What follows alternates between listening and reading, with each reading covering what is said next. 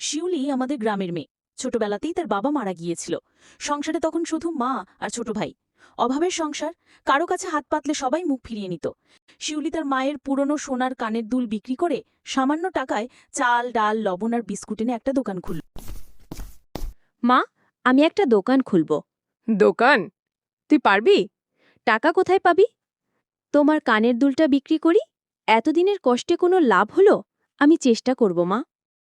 অল্প কিছুদিন পর শিউলি তার দোকান চালু করে ফেলল এবং সবাইকে তার দোকানে আসার জন্য ডাকতে থাকল।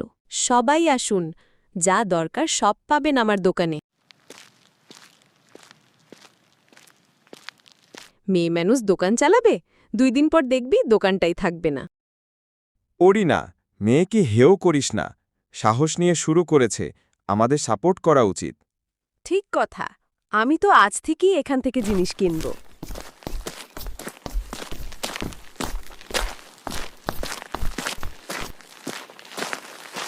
যাও তো, শিউলির দোকান থেকে কিছু কিনে এনে অভিযোগ করো।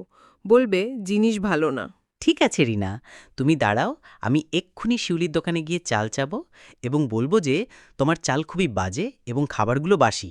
ঠিক আছে, জলদি যাও, দেখব কিভাবে দোকান করে। শিউলি, নতুন দোকান দিয়েছ, আমাকে একটু চাল আর একটু বিস্কুট দাও তো। ঠিক আছে দাদা, আমি দিচ্ছি, দাঁড়ান। চাল ডাল ভালো হবে তো? জি দাদা, আমি এইসব একদমই ফ্রেশ জিনিস নিয়ে আসছি এবং আপনাদের সেবা করছি। এই নিন দাদা, আপনার জিনিসগুলো। এই বিস্কুট তো বাসি, চালটাও ভালো না। কিন্তু আমি তো এটা আজকেই রাখলাম, এমনটা হওয়ার তো কথা না। তবুও যদি কোনো দোষ থাকে আমি ঠিক করে দেব। আমি চাই সবাই খুশি থাকুক।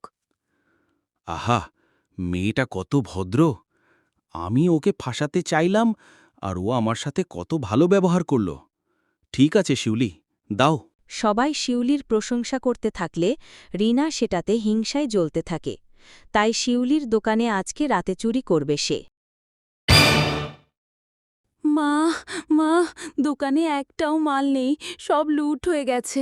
এখন আমি কি করব? হায় আল্লাহ! এটা নিশ্চয়ই রিনার কাজ। ওই পজ্জাত মেয়েটা শুরু থেকেই শিউলির পেছনে পড়ে আছে। ওকে ধরে শিক্ষা দিতে হবে। এমন মেয়ে মানুষকে সহ্য করা যায়?